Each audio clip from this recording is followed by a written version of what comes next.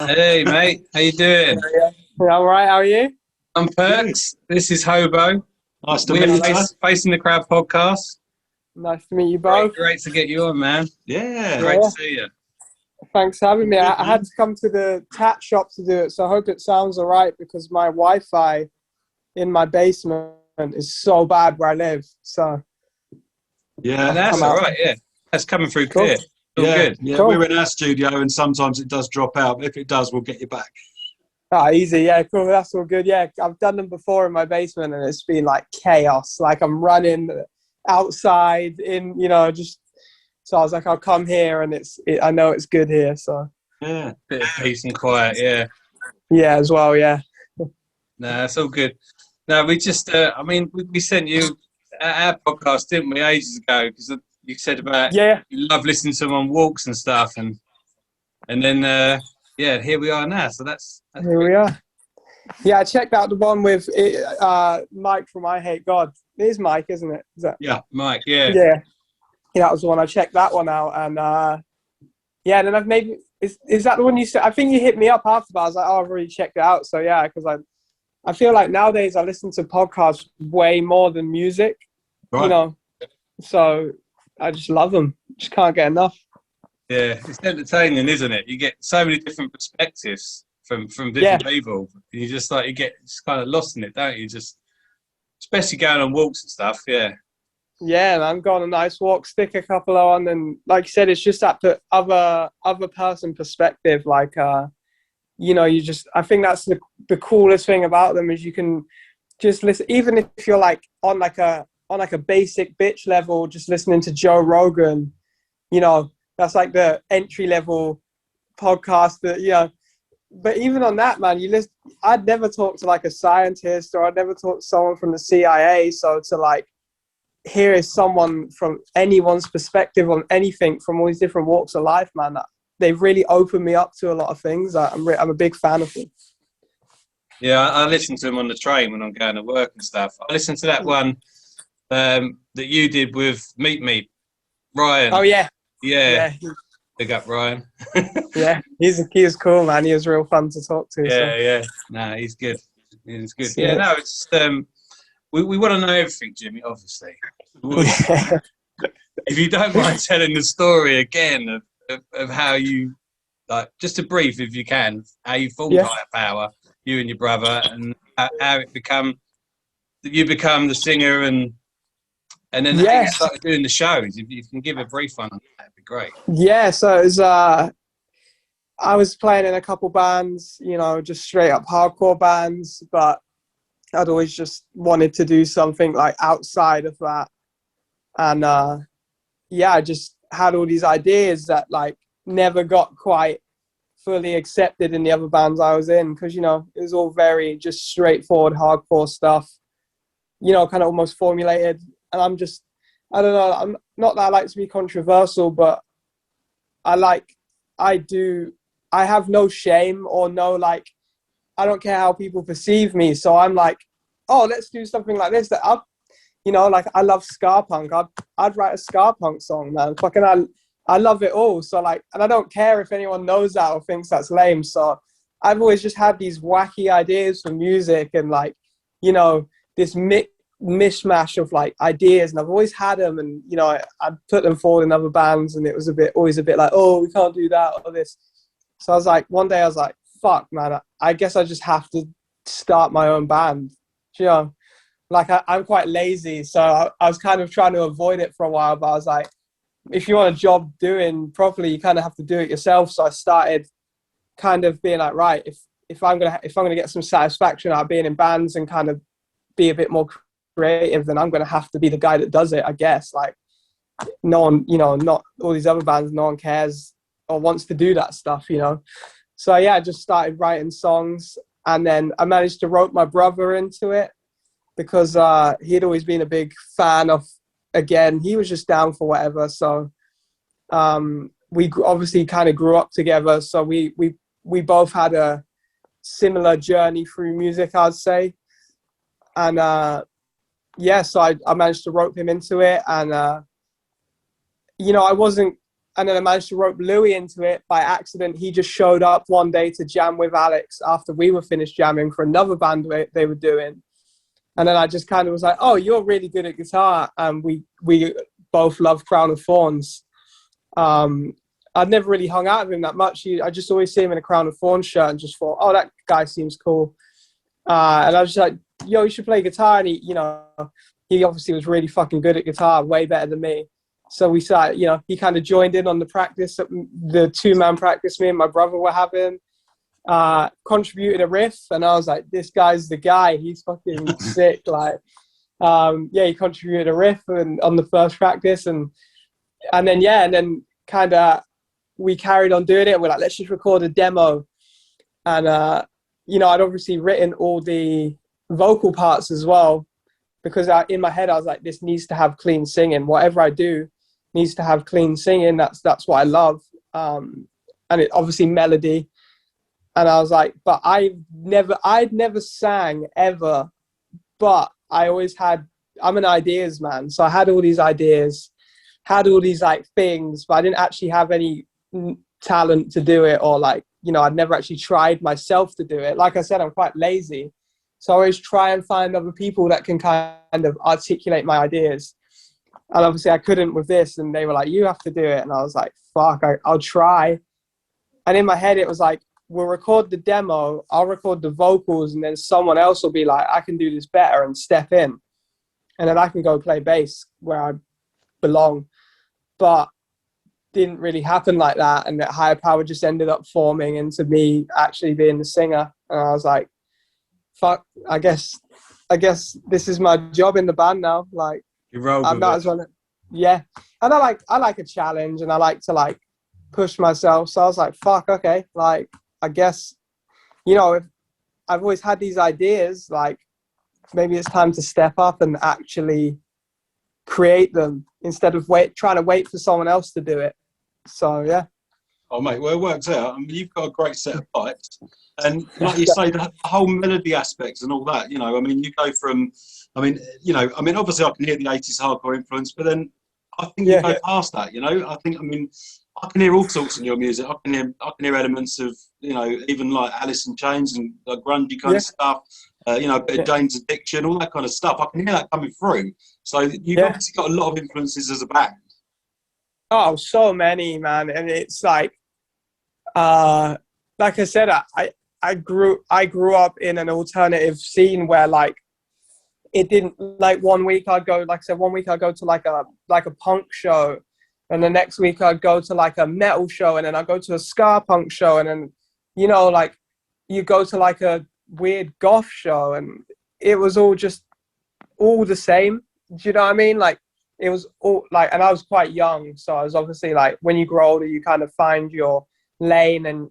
But the beginning for me and the most magic time was just going to all these alternative shows. So, and I've never really lost, and I can pick something from every genre of music that I like, and I listened to and had an impact on me. Because when you're young, you're just taking everything in, and then, like I said, that was the philosophy I tried to carry over into the band, was like, nothing's off limits. There's no like, oh, but we're this, or but I don't want people to think that I still like Blink-182, or like, because we have a bit of melody or whatever, or like just something that someone else might find embarrassing, or even like Glassjaw. I was like super pushing the Glassjaw thing, so I was like, man, they really like opened me up to a lot of stuff as a young kid, like in terms of like heavier music, but with a more emotional side. So I was like, man, that, like I said, I wear that stuff on my sleeve because I'm a bit like, I just don't care what people think of me. Sometimes it's my downfall. People probably think I'm an idiot a lot of the time, but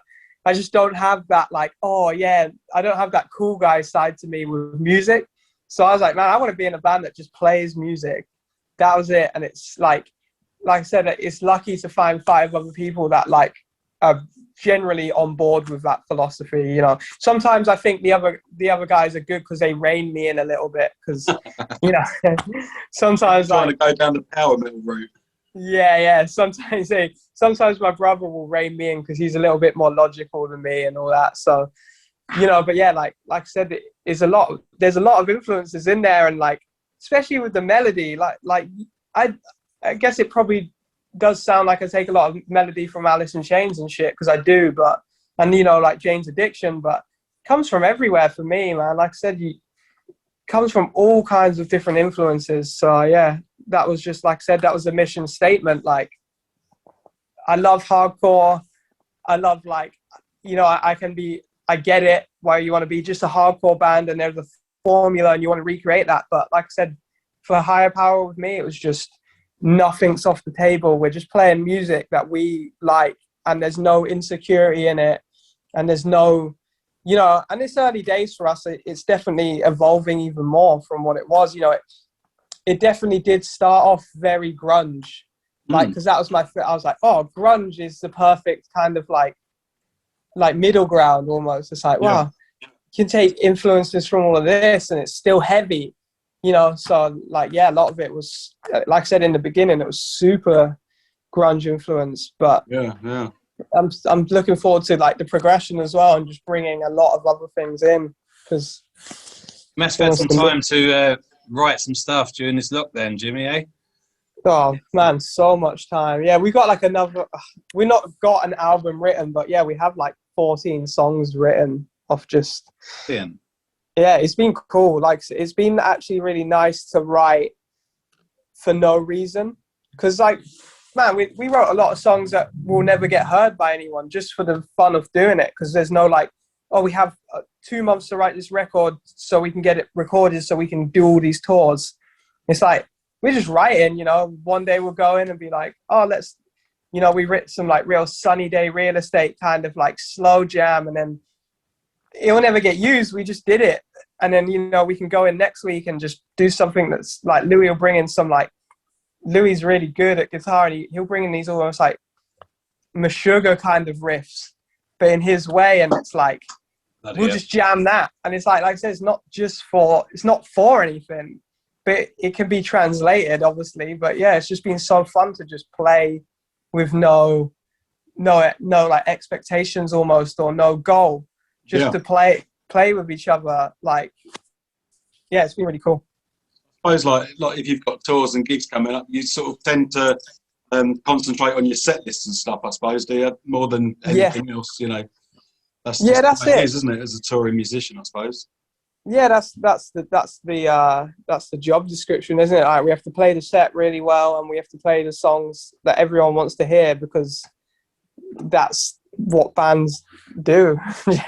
we could go out and be like, fuck it, let's just play all these new songs we've written because we love playing them, but it would be a stupid idea. So yeah, we like I said, it's just let's get this set really good and play the songs that we see people loving, and just give them a good time. Like, we're here to entertain. Like, that's what we're here to do. So that's what we do. We get together and we go, this song was good on this tour, this one will be good for this and this set, and we get the transitions down, and then you haven't got time to fucking write other songs, because everyone wants to go home and play their Xbox whilst they're not on tour. Do you know what I mean? So it's like fucking I gotta go walk the dog. We've played the set. Yeah, I gotta go walk the dog. We'll write another day, innit? So yeah, it's been real nice to have that freedom of no responsibility as a band, almost, like, just to play with your friends. And you're in a tattoo shop now. You're doing that full time, aren't you? Because you're seeing the tattoos on Instagram. Yeah, that's what you're doing. And obviously, when you start touring again, you're out of the picture. Then do you just jump back in? Do you just jump back in as you can and do those additional tats when you can? Yeah, definitely. It's funny because like I did tattoo as a full-time job before the band started for a couple years, and then obviously touring took over, and I love tattooing, but I love music and I love touring. Like, that was my main dream. So like, as soon as that opportunity presented itself, I was like, you know, you can always come back to tattooing, and I've been super lucky to have it to fall back on. Now we don't, because the thing with being in a band is like, Higher Power has been a band 5-6 years. We've been on tour and not been able to hold down jobs for like about 4 of them, and it was only this year, you know, right as the album dropped, 27 Miles, that like it finally became financially viable that we would come back and make money and be like, okay, and now I'm talking like we're just about paying our rent, like if we're lucky. Right. So like, and it only just got to that point. So like I always tattooed a little bit in between on the down low, and I was really lucky that I had people that would come and I wouldn't have to be like posting on Instagram to pay my rent. And you know, like the other guys would be in between tours, like just doing random jobs. And then like I said, it got to this year where it was like, oh, we just did 3 tours in a row where we paid our rent. Cool. Like it's finally the full-time job. Like it's finally going to be, and then like, you know, COVID hit, we get stuck at home. So I've been so lucky to actually have this almost like give me another creative outlet. And like, yeah, it's been a blessing, man. I'm super grateful that, and I'm super grateful for like Simon for inviting me to work at the shop with him. And, you know, even though he knew I'll leave again one day, you know, it's super nice. Like I got a real good thing going here with everyone. It's, in a way, it's been nice to be at home for a bit and could reconnect with friends and tattoo my friends and build a little bit of a base. You know, we've kind of built up a shop here, and it's just snowballed, like I said, because I didn't know how long I was going to be home for. At first it was like, oh, a month, oh, maybe 6 months. Now we're like, what, like a year and a half deep? And I'm like, the other guys have all had to go find other jobs. And it's like, you know, and like majority of them jobs they don't want to do. Do you know what I mean? Like, yeah, like just normal people again, you know? So I'm so lucky I can keep doing something creative. And like I said, it's just snowballed out of control. I never thought I was going to be a full-time tattooer again until the band completely died. But here I am. And it's like I said, the more I do, the more customers I pick up, and the more I post, the more people want to book in. So yeah, I'm just enjoying the ride whilst it's here, innit? You know, before. If you had any proper nutters come in there for a tattoo, Jimmy. Yeah, I've got a new regular called Mad Martin, and right. He's just a mad old guy. He's like, you know, in his 50s. He first thing he did was list off a list of jails he'd been to, more than I knew were in England. And you know, I'm just reworking he's got a giant dragon back piece, and we're just reworking it at the shop. And yeah, he's the new crazy guy. He's real funny, man. He's a good guy. But, you know, in his life he's been a naughty guy. He's done some bad things, and he's like all veneer teeth, and he's like, yeah, they all got smashed out with a hammer. And I'm like, oh yeah, you've really yeah.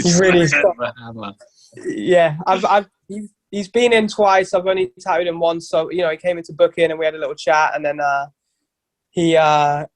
I tattooed him the other day, and you know, he's a regular now. He's got booked in for a few sessions, and I can't wait to get the stories out of him. But yeah, he gets the nutters, man. You get them in here. Is there any tattoos you wouldn't do if you were asked? I mean, like, yeah, I guess just like outwardly hateful tattoos. You know, if someone came for a like outwardly racist tattoo or something, I'd just be like, I don't really want to do that. Like, I don't, you know, it's my job, isn't it? I'm providing a service. Someone comes to me and they're like, you do tattoos, and I want to buy your time off you. But at the end of the day, like, yeah, I'd definitely be like, I don't want to do that, you know, and you don't want that.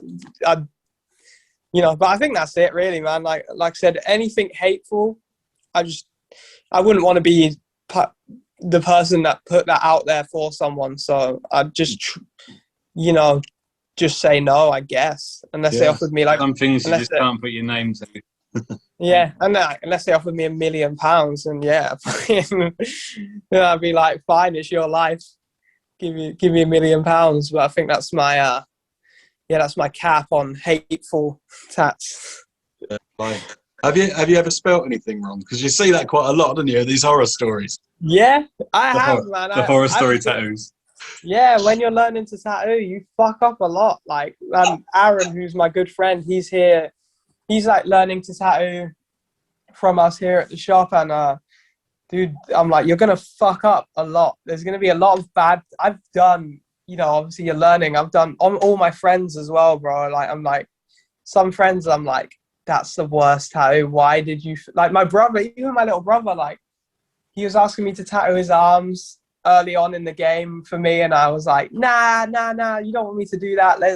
And, you know, he kind of convinced me to do it, and I look back and I'm like, these tattoos are terrible. I'm so sorry, but he loves them, so.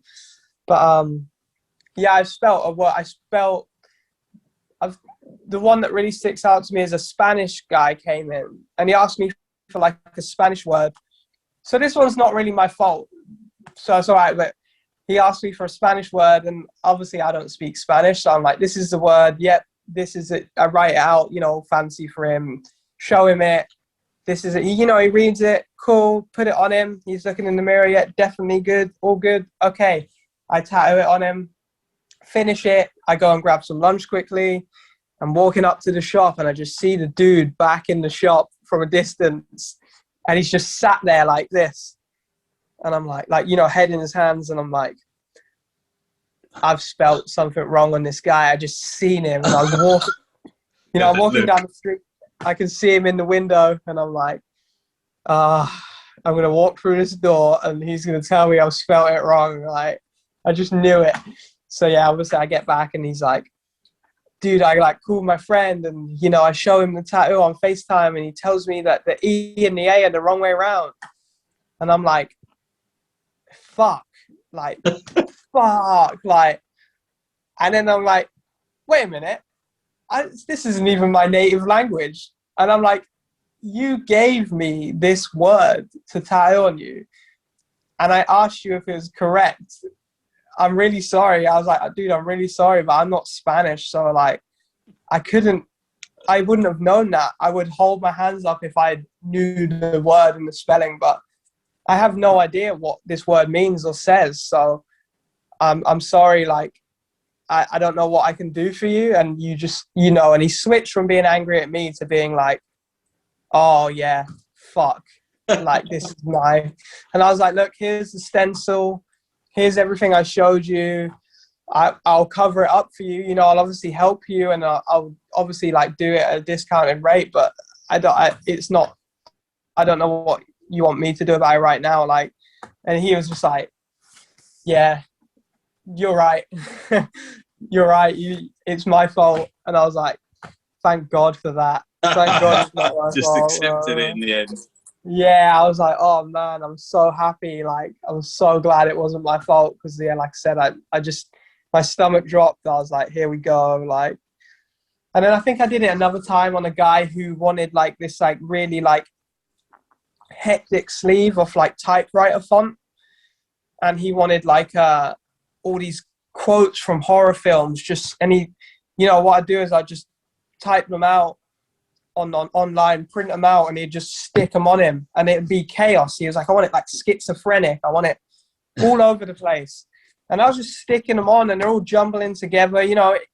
And then I'm like, I'm just doing it. That's, like, again, it's one of those tattoos where this guy wants this, and no one's gonna convince him that he could get something different, like, or cooler, or he wants that, and he's like, this is the vision, I want you to do it. So I'm like, yeah, that's cool. So I'm doing it, and yeah, I remember he came back and was like, oh, one of these words is, like, missing, like, an E or something. And I'm like, yeah, sorry, I'm, like, kind of dyslexic, and we just stuck on a lot of quotes, your whole arm full of quotes, like, I'm really sorry. And he was like, no, it's fine, I don't care, I wanted it to be crazy. And I was like, again, I was like, oh, sick, okay, perfect. He was like, I'm just saying it's quite funny, isn't it? Like, and I was like, yeah, I guess it's funny this time, like, fucking.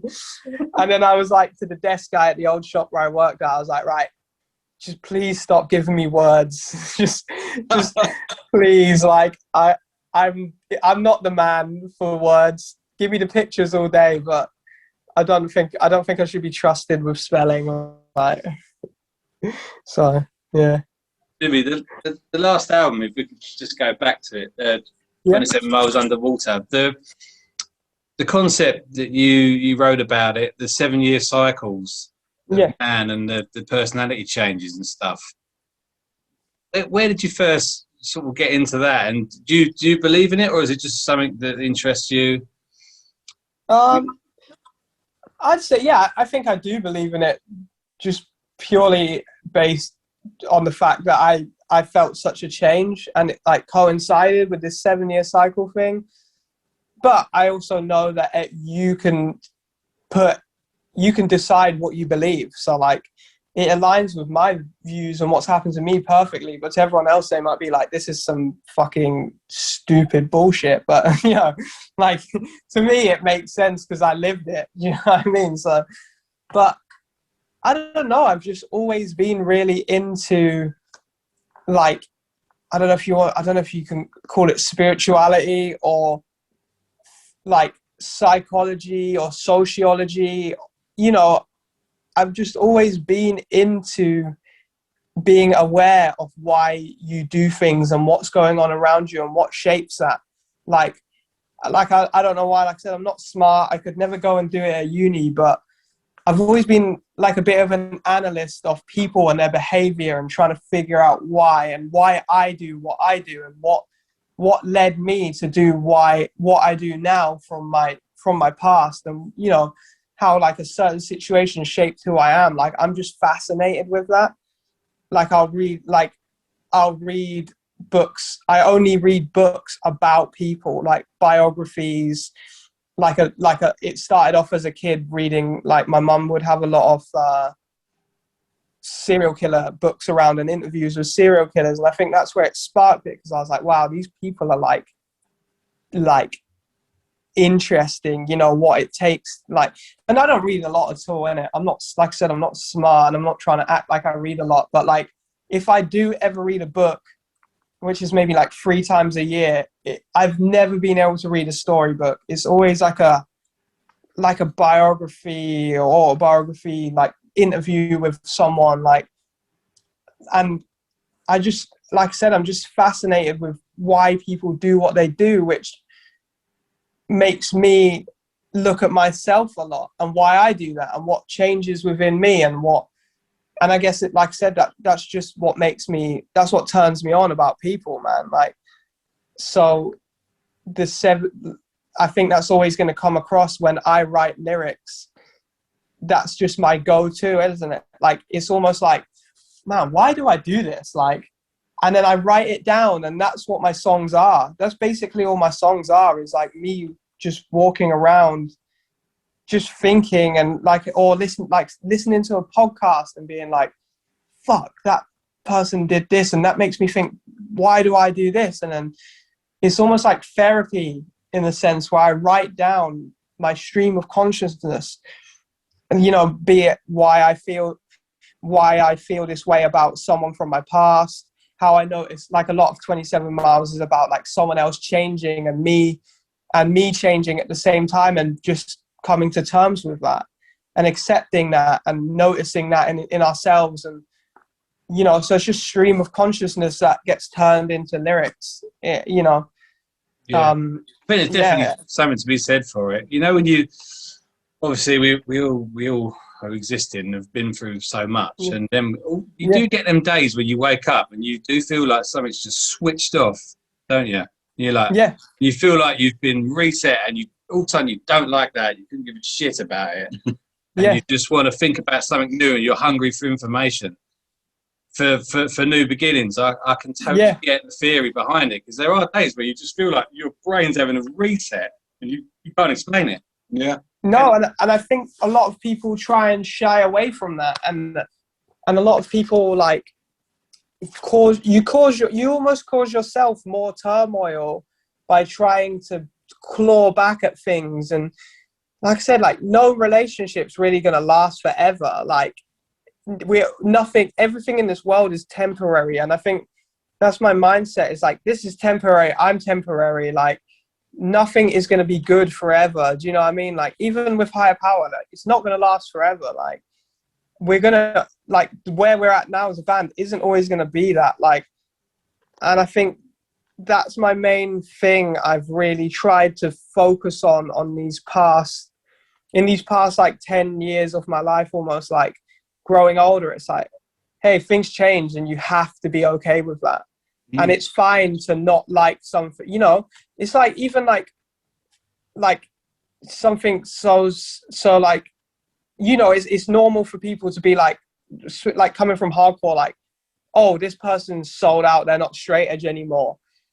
And it's, you know, it's the usual thing of like, oh, they sold out, like, and I think that's just like such a weird way to look at the world, because yeah, everyone's going to change, man. Like, it's fine. You know, I've always just been like that as a person. I was just, you know, coming from like a straight edge group of friends, it's like, oh, but they're not straight edge anymore. And it's almost like once they're not straight edge, the people don't like them, or they're mad at them for changing. But I've also always just, I don't know, like I said, I don't know why I think like this. I've never figured it out, but I've just always been like, man, yeah, people change and you have to accept that. Like, I change every day. We all change every day. And like you're saying, you can wake up one day and be like, fuck, I hate this.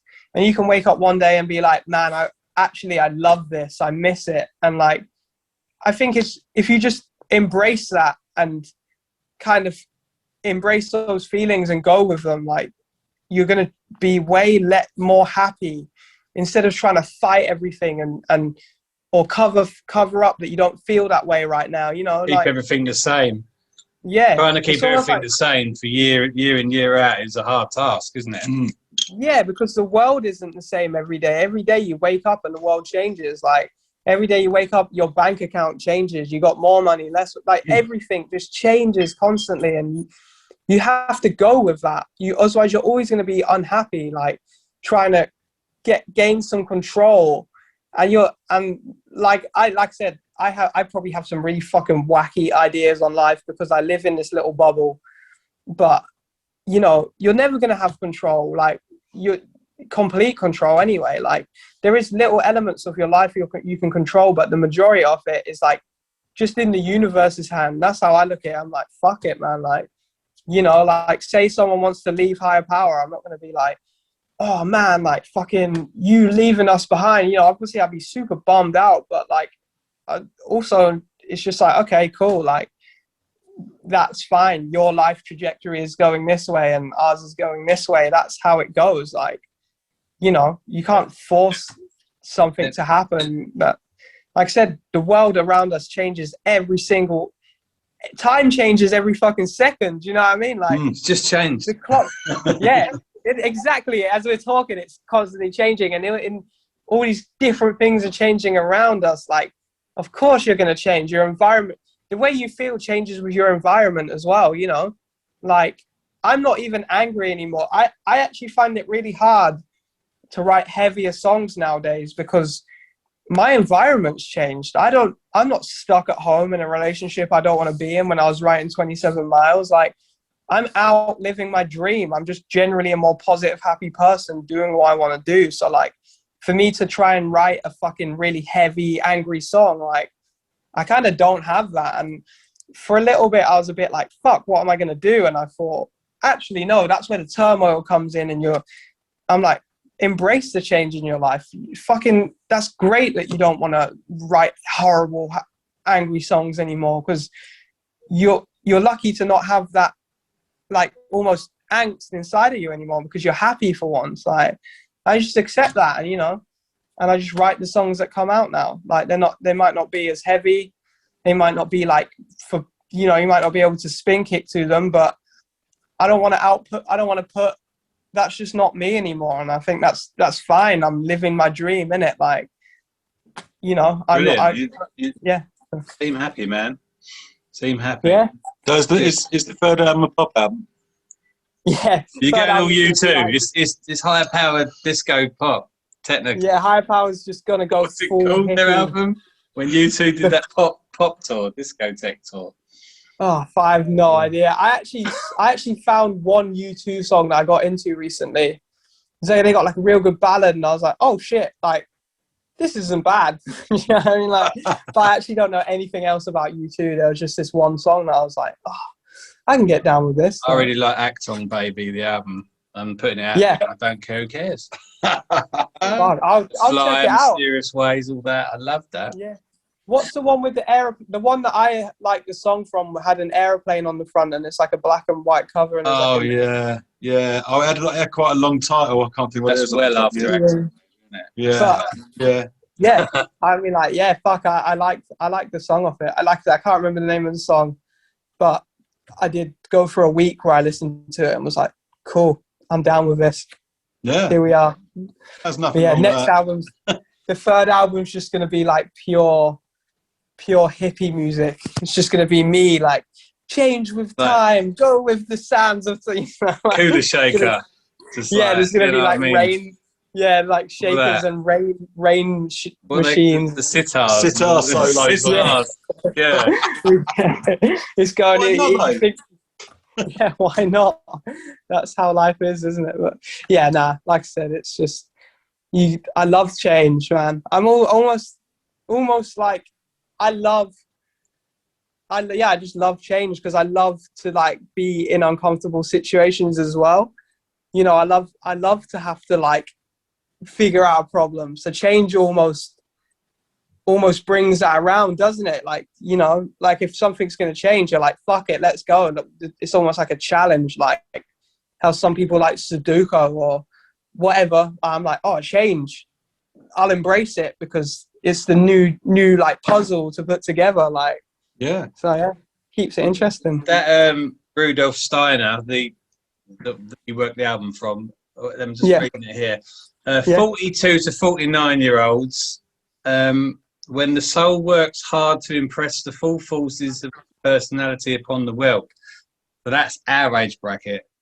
So that could have been the podcast, couldn't it? That could have been it, man. If it's part of 7 cycles, that's what I thought. That's what I picked that one out for. Yeah, that's sick. Mind you, I had a heart attack when I was 42. So yeah. Yeah, I was listening to one of the I don't know if it was the mic one, but it did say in it. Are you all right? You're good? Yeah, now? I'm all right. Yeah, I'm still here. So, you know, there's a few health issues, but, you know, I'll be all right. Yeah. It's got to good, keep going. Yes. That's why I'm like, yeah, we'll be all right. It's all right, innit? As long as you're alive. Change. It's just change. All that is change. Yeah, something's changed, yeah. You're going to be changing into this. Yeah. I had a couple of cardiac arrests, but it's fine. I'm still here. It's fine. Each one, what don't kill you makes you stronger, you know? It's exactly a new perspective. You're coming back stronger every time. That's what it's about. That's what it's about, mate. Taking one day at a time, one podcast at a time. Yeah, exactly, man. Fuck, I hope this one doesn't give you a heart. I'll try and keep it low level, you know. No, we're good. I can feel it. It's all right. Funnily enough, all right. When I had it, it was the day after we'd done the Mike Williams one. Yeah. Oh, shit. The next morning. Next morning, yeah. Fuck, because heart attacks are strange, aren't they? Like, you can have a minor one and like it's like not super life threatening and or some people just straight up just die from them on the spot, don't they? Yeah. It's quite a broad spectrum, isn't it, with heart attacks? Like I didn't realize that for a while. It was only like, you know, when you start meeting people in their like 30s and 40s, like, oh, I had a minor heart attack, and you're like, whoa, like, you know, so fuck, I guess you just gotta. You can take it easy. Yeah, take it easy. Look after yourself. Yeah, I mean, I had the one they call the Widowmaker, so. Oh, shit. Still be here. Yeah. Anyway, that's another story. But you're meant to be here, man. You're meant to be here. Yeah, for sure, man, for sure. You got to do your band and you got to do your podcast. That's it, mate, Yeah. You got your boy. That's it. It's all good. It's all good. And that's the thing. I'm 30 now. So I'm like not old by any means, but I'm starting to get to the point where I'm like achy a bit longer. And you're like, you do start you're like, fuck, man. Like I said, we're all temporary. You do start getting a bit like, fuck, my knee, like I'm having knee problems now. And it's. Oh, I'm with you there. Like, man, yeah. It's like, shit, Jimmy. Didn't you play a whole gig with a dislocated kneecap or something? Yeah, that's what I mean. It keeps like popping out randomly and. It's like, God. Yeah, but it's kind of crazy because it's like the more I look after myself health-wise, like eat good, sleep good, my knee is completely fine. It was just on that tour when I had COVID and I wasn't sleeping and we'd been on tour for over a month. That's when it started coming out and being fucked because my body wasn't in good shape. Like I was really struggling with everything on that tour. So it's almost like, you realize you're like, oh shit, I'm like, when you're young, you're invincible, aren't you? Yeah. Do you know what I mean? Like when I was young, man, I would eat a whole Swiss roll like a burrito. Like for fucking lunch and feel fine. If I do that now, I have to go home and sleep and like I'm fucked. Do you know what I mean? Like Arctic roll. Yeah. Dude, I used to eat so bad. My diet was horrendous. It wasn't like, French fancies were a big thing for me as well. Like I couldn't just have one. I'd have the whole box. And that was just like a pre-dinner snack. Now I'm getting up there I'm 30 now and I'm like, okay, I can't do that anymore. I'll get heartburn now. I'll fucking get like, my joints start aching because I'm not eating the right foods, man. It catches up with you one day, man. Like I said, but you forget until it happens as well. Like you don't think anything's bad is going to happen till it happens. So that's right. Yeah. It's like at least still here. Yeah. Going back to the COVID thing, who was the member of the band who didn't catch it? He must have been on that tour bus shitting himself. Yeah, and it's funny as well. Max who was our guitar player, who is the only high-risk member of Higher Power, because he had cancer about 4 years ago, 4 or 5 years ago. Yeah, he had Hodgkin's lymphoma, and he had to. He's done chemo and everything. He was the only one that didn't get sick from it. He's the only invincible one. So wow. It was just him that didn't get it, man. The rest of us got varying degrees of sick. Like I was super, super sick. If I don't look after myself and I like stress myself out if I do start getting sick, which makes it worse. I knew it was bad when Ethan, our bass player, got really sick because he never gets sick and he just eats crisps all day and smokes weed. And I've never, he looks after himself now. He's found himself a bit during the lockdown, but he and I'd always hate him. I'd be like, man, I fucking have to sing and I'm always sick, and you just eat like shit and you smoke weed every day and you're never sick. And he's like, yeah, he never washes his hands. I was a bit of a germ freak as well and always washing my hands, always sick. Him never sick. So I knew it was bad when he got it and he was like in the back of the van, like sweating and shivering and all this, and I was like, fuck, this is something serious. Like this is definitely if Ethan's ill. But yeah, Max was the only one. You had to continue the tour like that. Yeah, man. See it out.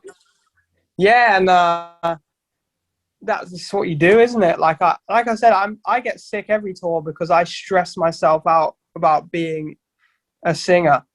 Because it's not like my natural thing. I'm not like, yeah, I can sing through anything. Fuck it, I'm a bit tired. I'm like, oh, I'm a bit tired. Fuck, So I get sick from stressing myself out.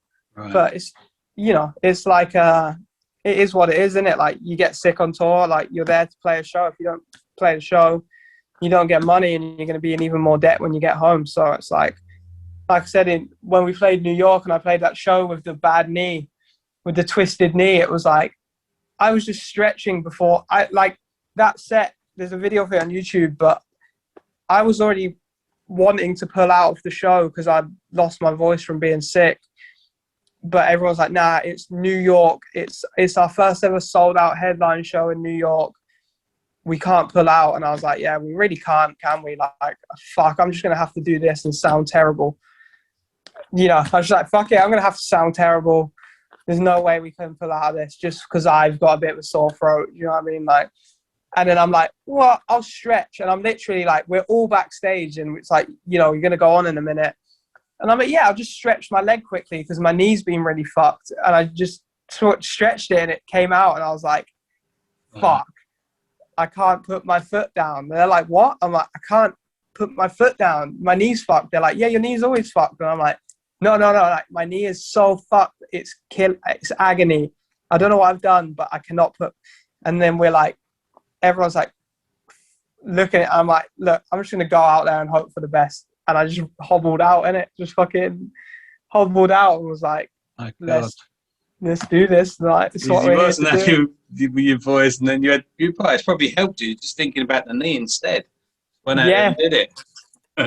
It's like, yeah, it's so funny. Like, but I could scream really well because my voice was so fucked. So that's the only thing. I was like, right, I've got this new gnarly scream going on because my voice is so fucked. Let's just stick with that. Like, I'm just going to stick with that tonight. Like, I'm going to tell everyone my voice hurts and my knee's fucked, and And I went on stage and, you know, I'm trying to gauge the set. I'm like, can I sing this high? Can I do this? Oh, screaming's going all right today.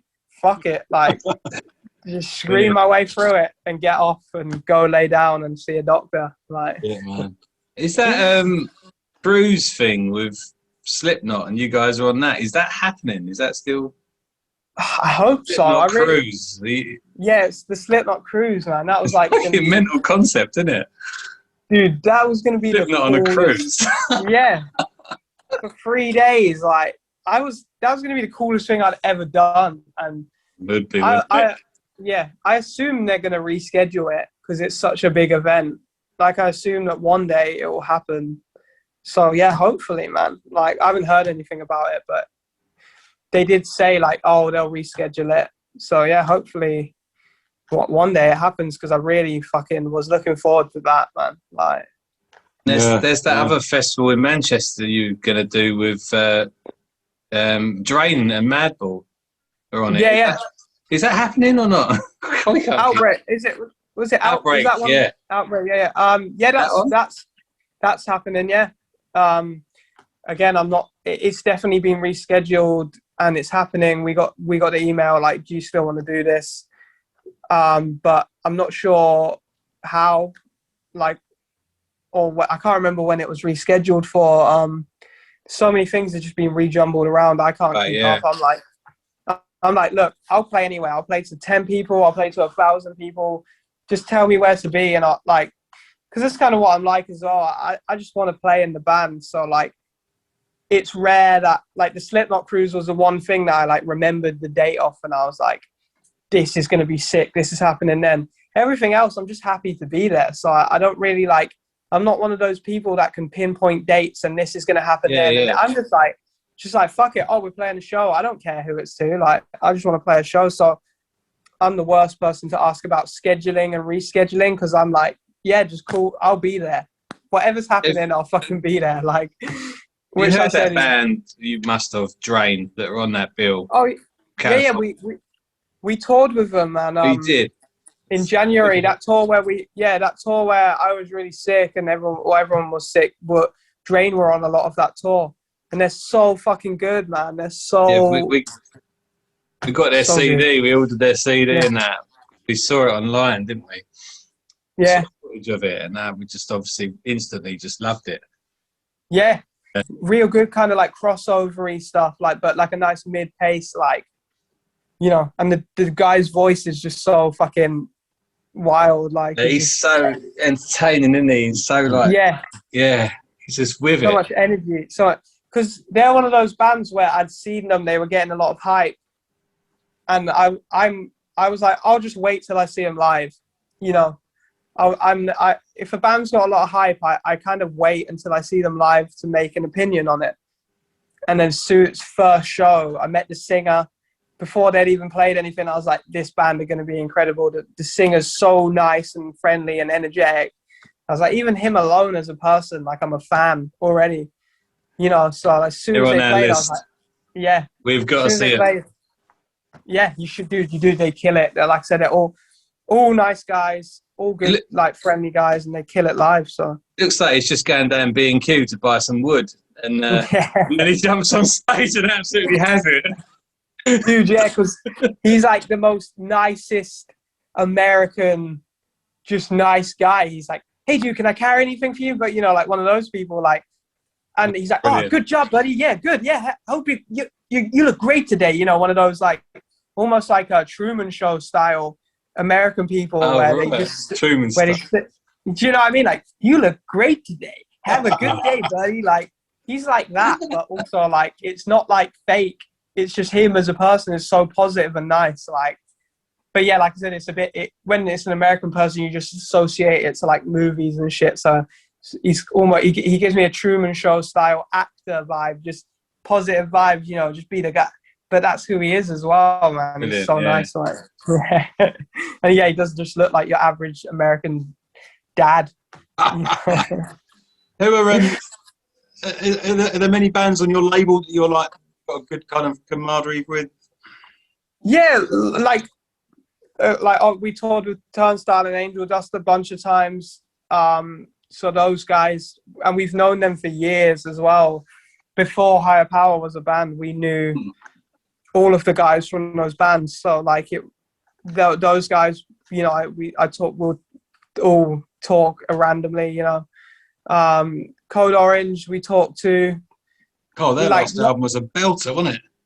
Dude, so yeah, again, I was like I said, as I get older, the less, and especially like I said, now I'm like a bit more in control of my emotions, the less heavy music like that actually really speaks to me and I can take it in. I can always be like, oh, this is cool. And Code Orange were one of those bands where I was like, okay, this is cool. I like this, but it doesn't evoke what I want to emit into the world. You know, it's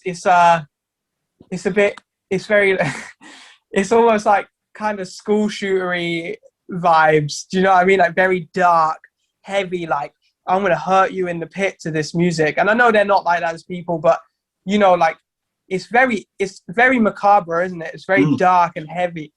And I like that. And I like them as a band. I like them as people, but it took till that last album was what really turned me onto them, where I was like, this is actually so fucking good. Like, they're like, you know, this album's really good. It's very, intense, isn't it? Yeah, but like you put it on and you almost feel on edge. Yeah. And like I said, the older I get, the less I want to feel that from music, the more I just want to enjoy a fucking good song for what it is and not have like I said, because I'm not so angry anymore. And it's hard for me to listen to lots of angry music because it doesn't resonate with my thought process anymore like it did when I was like an angrier, younger person. But that album, I did listen to it and I was like, this is fucking sick. Like, this is so good. Like they're going to, like, again, COVID kind of robbed them of like that year where they could have, I was like, oh, after this year, they're going to be fucking, they're going to kill it. But I guess we'll have to wait and see when they can come back and, you know, they can start again. Yeah, definitely. What have you sort of learned about being on the road? Like, I know you played like Slovenia and stuff like that. You've been deep into Europe, haven't you? What have you learned about like constant touring into, you know, out there places and, you know, not much budget and stuff? Yeah. And that's I know it's a sort of big question, really. It's like not really putting down to one thing, but no.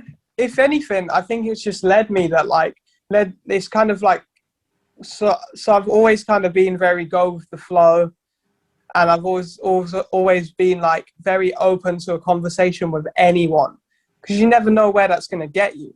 Like if your first response is to shut off the people, then you're not open to any possibilities. You know, if you like, oh fuck, I don't talk to anyone, you're never going to learn anything and you're never going to experience anything, because let's face it, like 99% of the experiences happen for us because of other humans around us. So if anything, it's just kind of instilled the thing of like anything can happen, be open to anything.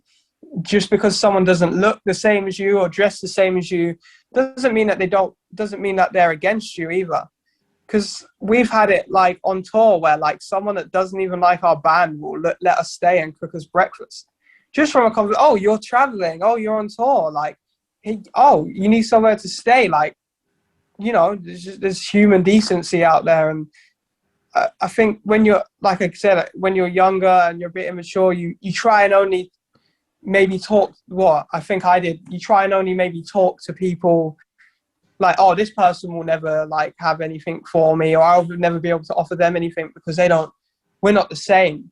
But then the more people you meet from different, like say, it's like almost like podcasts, like the more different people you meet from different parts of life and different ways of the world, like I've learned so much, just anything from like different foods to different like ways people live, you know, just so much, man. Just, it's like I said, it's just almost just fed into my already very much like go with the flow, be open to anything mindset and lifestyle I try to live. So I've learned so much, but I think the key thing I'll take away from it is always be open to you know, just saying hi to a fellow human, regardless of anything. Just always be open to a conversation, always be open to, you know, what you can do for someone, and, you know, like, whether, like,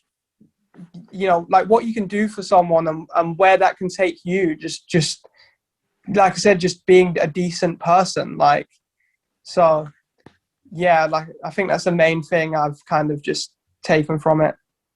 That's cool. Yeah, totally cool. I think I was definitely guilty of maybe not being that sociable when I was younger. Do you think, mate? Yeah. Yeah, I suppose at times, yeah. Sociable but guarded, I think. Mm. But yeah. Yeah. That look you're talking about, he's definitely the ones I have. Yeah.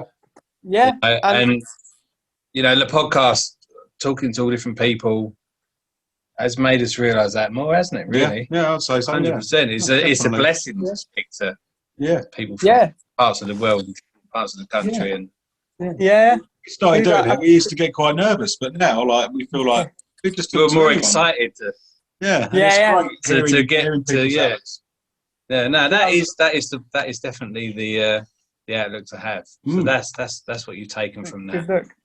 Yeah, I'm really stoked for you guys as well, because it's like, you just, like you're saying, it's just podcasts are amazing, man. I don't think there's a lot of, I think they're like big, obviously, but I think there's, like you said, I think the world hasn't quite, not everyone in the world is quite caught on to like how much they can open your eyes to things. And like you're saying, for you, like, it's so cool that you've done it, and you've just been like, yeah, fuck it, let's talk to people. Like, you know, like, that's so cool, man. And like I said, I'm glad it's working out for you, and I really like see the benefit in them, you know. Oh, it's great. Yeah.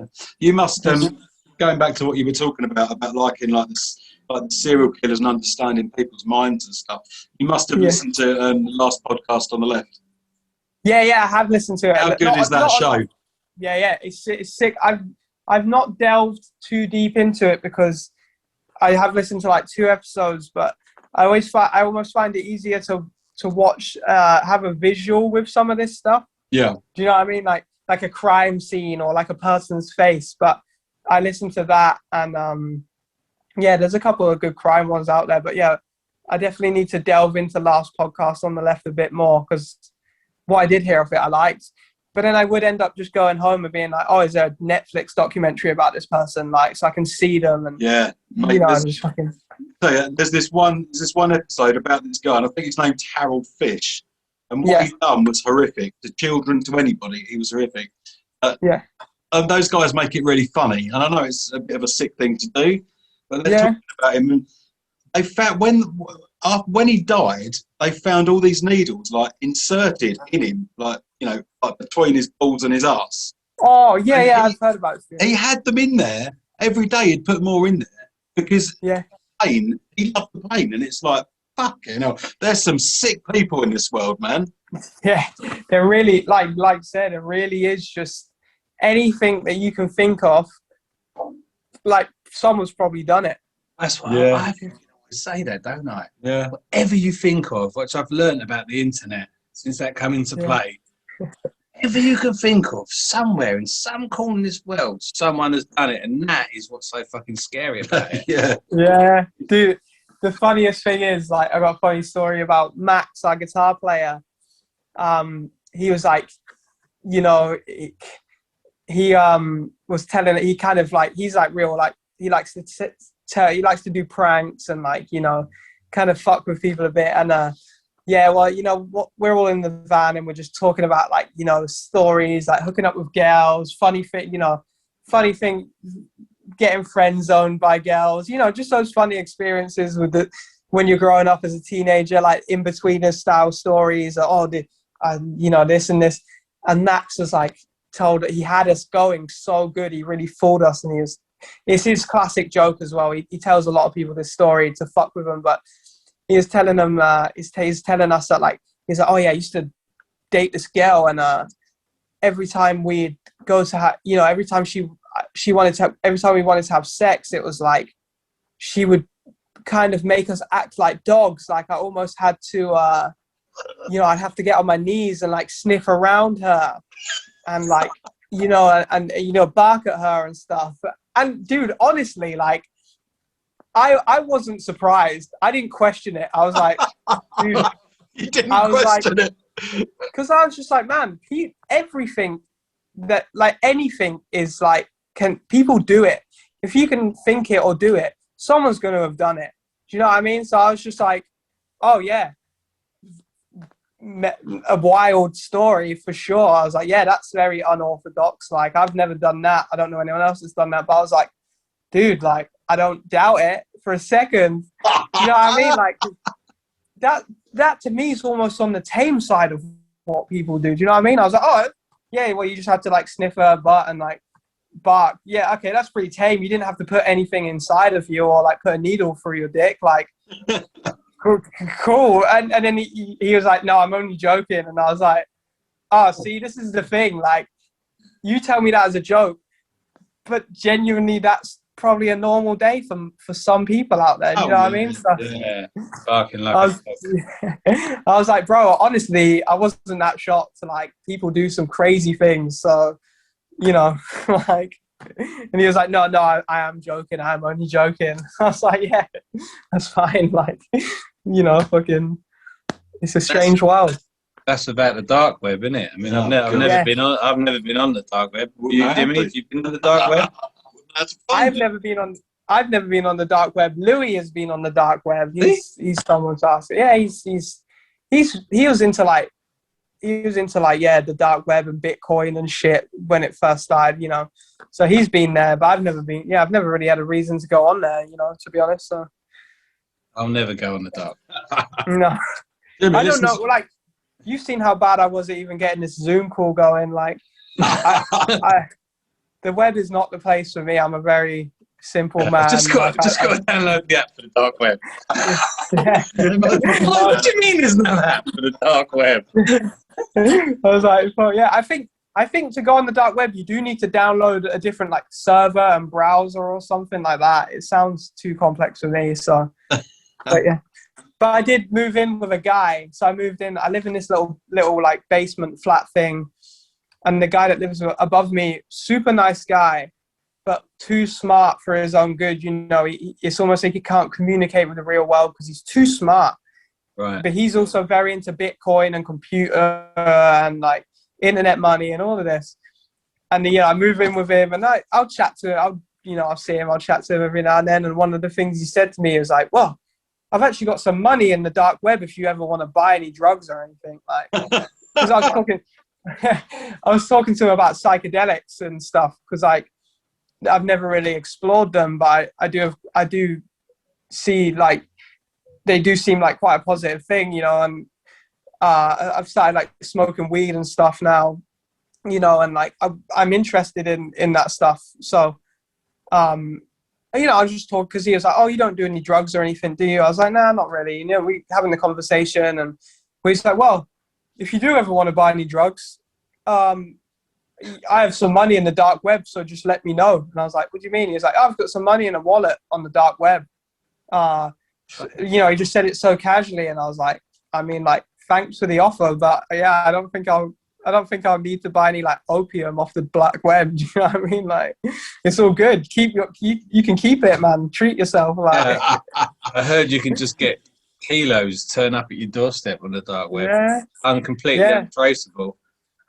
And so, those wallet things. That's what you have with Bitcoin, don't you? You have to get a wallet, and it all has to be mined through that.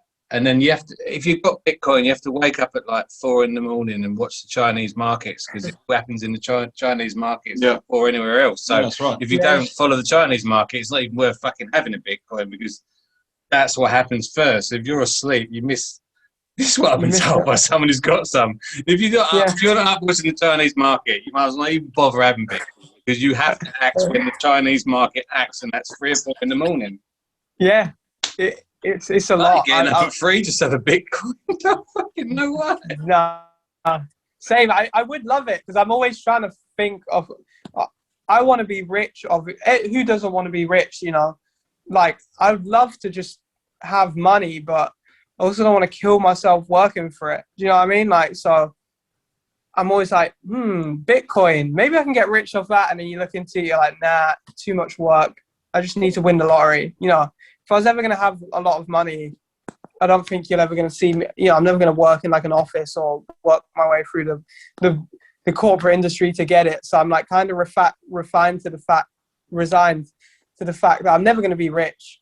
But if I happen to accidentally get rich off something, you'd be so hyped, man. Like, but yeah.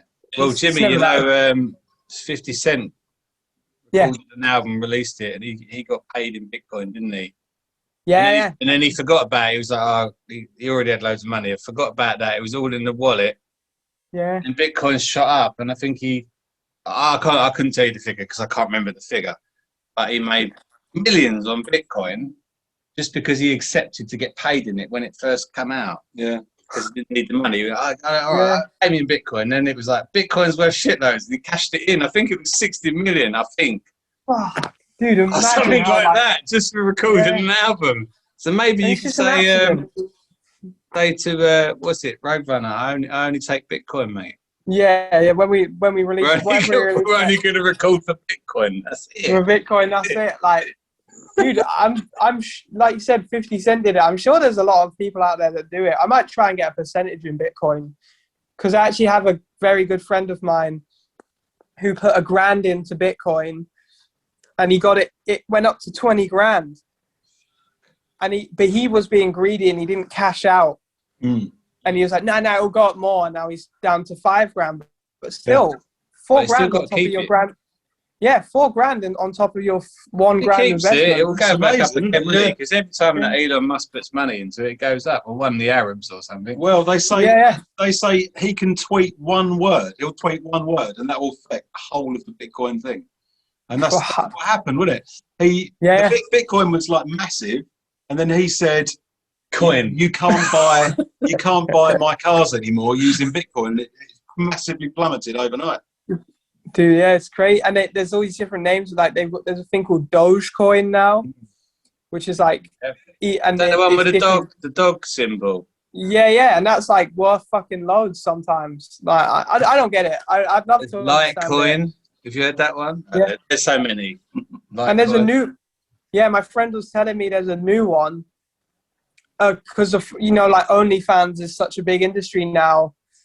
And it's called like Coin or something mental like that, and it's like all this currency that's going to be used for like OnlyFans and stuff like that. And I was like, dude, this is an insane world. Like I said, I'd love to be smart enough to get a grip on it, but I just can't learn that stuff. I'm with you on that. I can't get a grip on it, mate. I don't even want to be rich. I've got to be honest, I don't care. I'm not with him on that. I'd like to be rich. I don't care. There's one thing I do want to do. I do want to go on a super yacht for a weekend and just get hammered on a super yacht. But get enough. I don't strive to be rich. I just don't care. Yeah.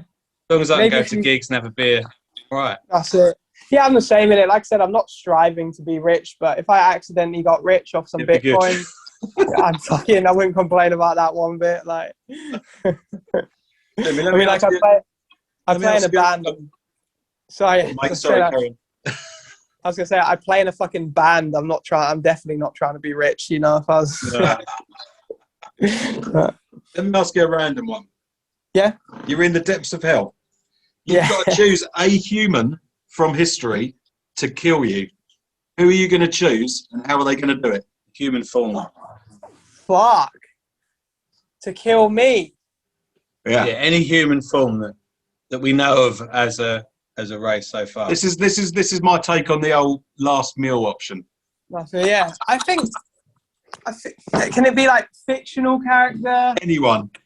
I feel like I'd pick someone like Conan the Barbarian style, or like an old Viking or something, just to see, like, you always see all the movies and they're like how they were, just to see how different humans are now from then. I pick someone really, like, nowadays, if I pick someone from our day and age, they'd just come with a gun and shoot me, I guess, wouldn't they? And you're talking about an old school vicious Viking. Yeah, like a barbarian. Probably just while you're still alive, and Yeah, fuck it. I Whatever might as well. Yeah, I might as well go out and like learn something about history before I go. You know, like yeah, I guess. Barbarian, yeah. Yeah. Let's Like go a for White that. Walker. A White Walker. Yeah. Something like that. I don't want no White Walker. Fuck yeah. I mean, like, hopefully I don't have that predicament anytime soon, but. No. Let me ask you another random one. I love random questions. Yeah. Actually, you did ask me that before you come on, and I said I wanted Pamela Anderson. Yo, you want Pamela Anderson to just crush you under her boobs? Yeah, that could come be in good, and but- But I think you meant Pamela Anderson from the 90s, not Pamela Anderson. Like in the full barbed wire film costumes. Yeah. Just No, it's not the Baywatch thing, surely. no, the movie. Oh, fair enough. And just be suffocated, innit? Just get suffocated under those big something boobs. like that. Yeah, nice, slow, comfortable death, Jimmy. Yeah. Fuck it. Here I we go, respect Jimmy. that. Here's another one. Yeah, go on then. You can pick one song by any artist that's going to be sent to all the other planets where there's life forms or whatever, and what would it be? Fucking song. hell, that's You have to give a minute to think about this. Yeah. One song. Probably probably just Wonderwall, innit? Like It's Mad a for classic. it. He's mad for it. yeah, fuck it. You know what I mean? If you're gonna give someone a song, give them a fucking anthem that transcends. Who knows what that song's even about, but you can't have a bad time listening to it. Even if you hate Oasis, you can't deny it's a fucking good song. Like, No. you know, all these other people on this other planet's going to be like singing along, like, fuck it. Like, And then you you know, can play that on acoustic guitar, can't they? So they can all join it's in. easy. Good time, good feeling. It might be a sad song. I don't know, but I never feel sad listening to it. I just feel like, you just feel like you want to, you know, hang out with your friends and sing. Fuck it. Like I said, I'm not a crazy Oasis fan, but I'll send them Wonderwall any day. Yeah, We love Oasis. Yeah. Did you see old Noel said he'd only get back together for 100 million? Yeah. You know, and Liam said, "Fuck it, I'll do it for free." Do it for free. Do you think that ever happened? I don't. It will. Nah, I don't think. I don't think it will happen. I feel like it would have happened by now. Yeah. I kind of think that people are going to start getting bored of them in a bit and be like, look, just either be friends or don't, innit? Because it's a bit like. But I've got this bizarre feeling it's going to happen next year. I've got I don't think this it will. bizarre feeling. I don't think it will. I think it will. I think it's been brewing, and I think it's time that the thing is, he's gone on TV now and he said, "I'll only ever do it for 100 million." Well, no one's ever going to pay them 100 million. Yeah, but most of the stuff them two say is just banter. They do it to one another as bands. I don't think it. Dude, I'm even slightly into the conspiracy theory that they are actually fine with each other. This is all just a big fucking media ploy. That's what I'm saying. I mean? It could just be all like, bands, the whole thing, couldn't it? Because they've done it. They wrote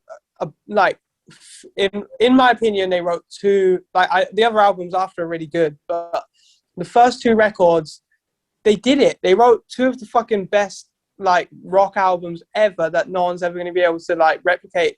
One in timing of the world. You're never going to get a band that big. They've done it. They've been the last biggest guitar band. Yeah. They almost what else can they do? So they might have been like, you know what? Should we just fuck with people here? Let's pretend we hate each other, innit? Fucking, let's just ham it up a bit and then keep the interest there. And you know, it could all be a fucking. It all could just be a big prank on everyone because they've done it. They've made their money. They're always going to be rich. They're always going to be in the history books as being a great band, and no one's ever going to write a fucking rock record better than you know. In my opinion, the first two albums, definitely maybe, and 100%. And the world's different now, isn't it? There's never going to be that hysteria ever again. I think. No, I don't think so. Just because of the state of the record companies and everything, it's just It's not something that could viably happen, is it? Speaking about conspiracy theories, Jimmy. Yeah. We asked CJ Wildheart on the last podcast we did Yeah. You was going to start your own conspiracy theory, what would it be? What road would you go down? I'm really into the. I really like the deep state conspiracy theories. I don't believe them all, but I'd go like deep. You know, I wouldn't go like, oh, this guy's actually a woman or something. I'd go like deep into like 9/11 territory, like our own government is trying to kill us, like area of that. You know, I'd go real dark on it. I think because I'm quite a fan of conspiracy. I think that some people call it conspiratainment, and I quite like reading about conspiracy theories. Like, you know, you can find the truth in it if you want to. Do you know what I mean? So like, yeah, I'd go like real deep, like into something like even just for like, you know, like this dude's trying to block out the sun or something. Like, you know, like, oh, we're higher power are leaving Roadrunner because it found out that ethically we couldn't be part of a label that was linked to Warner Brothers, and they're trying to like block out the sun or like just, you know what I mean? Block out the sun. Was that was on The Simpsons? That was The Simpsons, Mr. Burns. Yeah. The Mr. Burns blocking out the sun. Yeah. But I love it. The Simpsons could be preparing us. That could happen. There could one day be a crazy man that wants to block out the sun. Like, fucking, and that could be linked. That could be linked to Roadrunner, bro. Like, don't know, do you? You just don't. You never know. And Anything is there's possible. been so many things that have been prophesized through The Simpsons.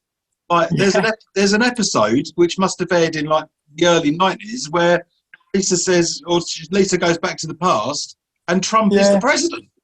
Yeah, dude. It's like, what the fuck? How have they done that? Did that happen? Yeah, that's a remember that. Yeah. There's loads of Dude. times where The And Simpsons. if that doesn't blow your mind, I don't know what's wrong with you. That genuinely, like, if that doesn't make you think that like anything is possible and all, it's like, I know the Earth isn't flat, right? But I also couldn't. I'm 99% sure the Earth isn't flat, but there's a 1% chance it might be, bro. Like, I couldn't ever tell you it wasn't because I've never seen it. Yeah. I've only ever seen what's in front of me. I've never seen the world as a whole. I don't know what the fuck it looks like. I don't know what it looks like from space. Like, I've seen pictures, for sure, yeah. But I've never seen it with my own eyes, and I've never turned into a giant person that could pick the world up like a marble and be like, oh, yeah. And like I said, I don't think it's flat, but there's a 1% chance I'm happy to say that, okay, fine, yeah, I might be wrong. It might be flat, you know? Or it might all be a simulation, like, and then you see stuff like that on The Simpsons, and you're like, yeah, really anything. Like, The Simpsons have predicted so much that it's like, who am I to say what's real anymore? When the fucking, you know, who the fuck knows? The Simpsons predicted that Trump would be the president, and it happened. So they predicted 9/11. They predicted all sorts of stuff, and it's all stuff that actually happened. It's ridiculous. You can find websites just listing everything that they predicted. It's ridiculous. Yeah. I didn't realise. And I love The Simpsons, mate. Man. Who Shot Mr. Burns, Part 1 and Part 2? One of my favourite shows ever. Jimmy, what's Go on, mate? Sorry, go on. I was saying, knowing The Simpsons is probably based on some like JFK assassination theory stuff, and they predicted it all or something like. Yeah. Oh, crazy. Yeah. Let me ask you a couple more questions. Yeah. Finish up with. So we always ask, what was your first gig? I think my first gig that I remember was as like seeing live bands was Naz Festival. Okay. I saw Snuff and King Prawn, if you know who they are. Yeah. Like, yeah, that's a gig, right? Like, it was like an outdoor thing, but yeah, I went to Naz Festival and I saw Snuff and King Prawn, and I crowd surfed the whole over and over and over. I was really little. Yeah. King Prawn was a fucking really good band. Like I said, that's the scene I came up in. Like, so I was probably like 11 years old or something. I went to see Snuff and King. Yeah, Snuff and King Prawn was the first. And like I said, there's probably 2% of people in the world that would probably know who they are, but that was it. it wasn't anything big or spectacular. Like I said, I got into things on a very, very entry level kind of low. I was quite lucky in it. So yeah, it was good. First gig, mate. Who was like the last band you saw that kind of blew you away? I want to say Vane. I want to Cool. say Vane. When we toured with Vane and Narrowhead in the UK, I was like, man, we're really fucking seeing like some new fucking incredible bands that like mean it, and they fucking like they could be they live for this. Do you know what I mean? Like, and there's so much energy right here from these bands. Like, I was just blown away. And I was just blown away by the fact that they're my friends. Do you know what I mean? Yeah. Like, I was like, wow, like, I know these people, like, fucking, like, and I'm witnessing them do something so incredible. Like, yeah, I'm going to say Vane and Narrowhead. Right. Did you ever check out Let Live? No, I've never seen that live. Christ, man. I saw their first show in the UK and I've never seen anything like it. Honestly, Is that the guy from Fever? Fever? Yeah. Yeah. I've heard Let Live, though. Yeah, I've heard it because they were super Glassjaw influenced as well. Yeah, of course. It was a gig in London. I think it was a place called Fighting Cocks, and it was a tiny room. Yeah, I've been there. Never seen anything like it, man. I mean, he was up in the rafters. Yeah. And you know, I chatted to him after, and like, he was in tears. That I was telling him, like, you know, music's amazing and all this, and you guys. Yeah. And he was crying. Such a nice guy. Yeah. That's insane. He seems like a fucking super. I've met the bass player because they do the Fever now. I've met the bass player of the Fever. He was super nice. So yeah, and that's it. The guy who sings, I want to say his name's Jason or something. Yeah, Jason Butler. Yeah. Yeah, dude. From what I've seen from him and from his past bands, just incredible energy, man. I wish I had that energy. I really do. Oh my really God, wish I could. great. I haven't had the pleasure of seeing you guys live yet, but you know, watching the YouTube stuff, it's fucking fantastic. There's a lot of energy going on. We can't wait to see you, man. That'd be so sick. You can't wait to play. We can't. Yeah. We want to see it. Yeah, you got to come. If you like I said, hit me up. I'll get you in or whatever. It'd be nice to meet you both in person. That's very kind, Jimmy. Oh, it'd be fantastic. One last question. Just any advice on bands starting up? You know, hardcore bands, whatever band, really. Not even so much music, but what could you tell any of the up and coming bands that they should or shouldn't do, or anything you could say to them that you might have thought better of doing? Don't shit on the tour bus. Yeah. I wish I'd been on. I've never been on a tour bus, but I know that rule. But maybe one day I'll get to live the tour bus life. It's coming I soon. think, yeah, hopefully that'd be nice, wouldn't it? I'd just say just do it because you love it. You're never gonna. It's very rare that you're gonna make a good living off this. So like, just do it. If you want to do it full on, just do it. Like, don't do it thinking you're gonna ever get paid from it or it's ever gonna be a viable career choice. Just live it, innit? If you want to really do it and be a full-time band, you just live it, and just fucking live it, and it doesn't matter where. Everyone in Higher Power has been homeless at one point, not had any money. Like, I've come home from tours and had to sell my PlayStation just to get dinner on that day, and not even knowing what I'm going to do after that day. And it's not like I said, it's not a fucking viable career option, really. Like, let's face it, in this day and age with the music industry. But if you want to do it, just fucking live it and enjoy it whilst you can. Because again, every band breaks up at some point. And especially now that the financial side of it is so few and far between, just live it and enjoy it for what it is. That's what I'm doing with Higher Power. I'm just enjoying it for what it is, man. Like, and it's brought me this far. So, just like, yeah, that's what I'd say to people. Yeah, no, that's brilliant, Jimmy. Superb. And no worries. Thanks so much. Yeah, thanks so right. much for coming on and talking to us, man. We really appreciate it. We appreciate everyone that comes on, and we absolutely love that chat with you. So, yeah, thank you, man. I appreciate it. I'm so rooting for you to get out there soon, man. Man. You're so close. Yeah, I really, like you said, hopefully, and just thanks for wanting to have a conversation with me. As a person, as you can tell, I talk a fucking lot. I love a good conversation, so it's like nice that you were interested to have a conversation with. That's flattering to me. Do you know what I mean? Like, if anyone wants to hear what I've got to say, man. And we're genuine fans of your music. You know, we both own the albums, and thank you. And I appreciate that. I appreciate that even more. So yeah, thank you a lot. And I'll have to come up to Leeds, and I'll come up to Leeds soon. Get you to tattoo me, but I'll check the spelling. Yeah. Come get a tattoo as long as it's not my lyrics. You're all good. I can Google it. Yeah, I don't think I'll have one of those burning police cars you did though. Dude, I actually have one more funny story. Yes. That happened to me literally a week ago.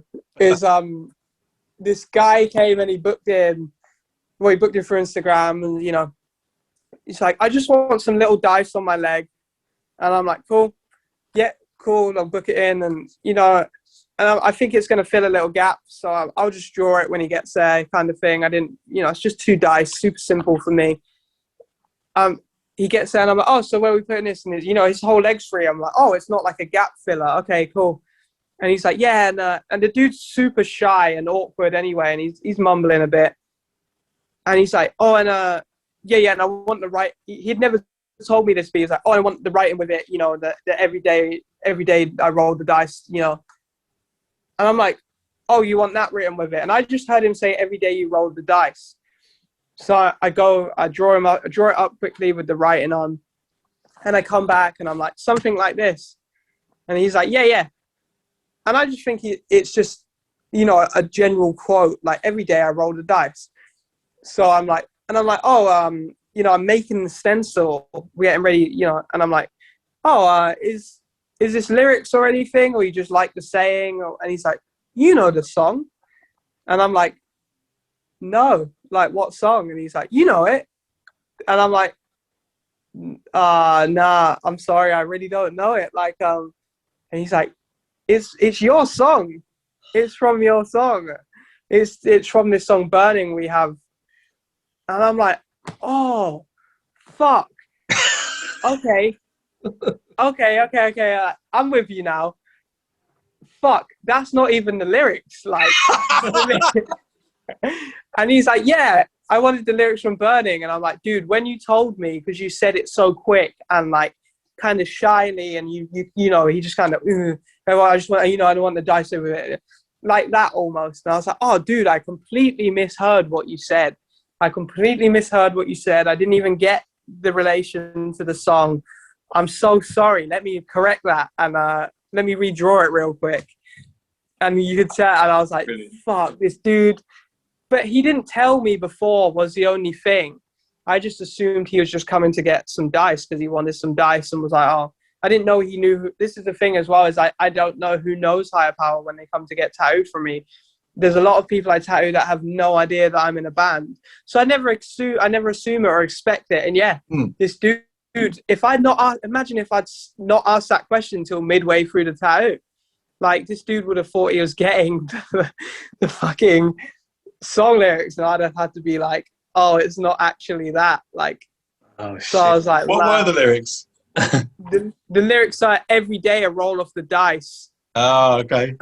Land the wrong face. It's from a song from the album before, Soul Structure, called Burning.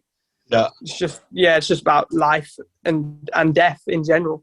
A very broad song, very, very early days writing for me, you know, where I was just like, oh, I'll write about dying because it's, you know, it's like a big subject in life. So it's not my finest lyrics, but yeah, it's every day a roll of the dice, land the wrong face, and I'll see you on the other side. And that obviously really resonated with him, and he came to get every day a roll of the dice tattooed. And I just completely heard it as him saying, every day I roll the dice. Thinking, I thought it was like some rap song or something, you know, like every day I'm hustling, like, and yeah. And I was like, fuck, dude, I'm so glad I made that small talk, you know, just Yeah. Oh, So, yeah, that's such a good story. I love it. Yeah. At That's least a it good got one. sorted in the end. Yeah. Yeah. Yeah. So I'm so glad I remember. So when you have that, your yeah. tattoo with Jimmy Hobo, you can just be clear, yeah? Yeah.